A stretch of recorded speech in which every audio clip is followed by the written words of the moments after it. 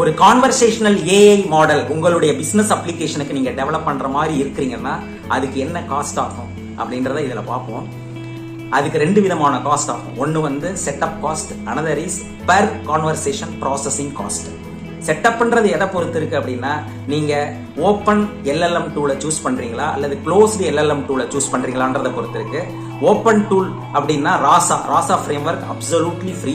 Closed டூல்னா ChatGPT 4o, llama 3 இதெல்லாம் you have to pay. அது மட்டும் இல்லாம அந்த டெவலப்மெண்ட் காஸ்ட், டெஸ்டிங் காஸ்ட், அப்புறம் டெப்ளாய்மெண்ட் நீங்க வந்து என்ன சர்வர் உங்களுடைய இன்டர்னல் சர்வர்ல வைக்க போறீங்களா அல்லது கிளவுட் மாதிரி சர்வர்ல வச்சு யூஸ் பண்ண போறீங்களான்றத பொறுத்து இருக்கு. அடுத்தது பர் கான்வர்சேஷன் ப்ராசஸிங் காஸ்ட்ன்றது ஒரு கேள்வி நம்ம கேட்கறோம்னா அதுல எத்தனை வார்த்தைகள் இருக்கு அப்படின்றத டோக்கன்ஸா கவுண்ட் பண்ணும். எத்தனை டோக்கன்ஸ் மந்த்லி உங்களுக்கு யூஸ் ஆகுதோ அதுக்கான காஸ்ட்டை நீங்க எவ்ரி மந்த் பே பண்ணி ஆகணும்.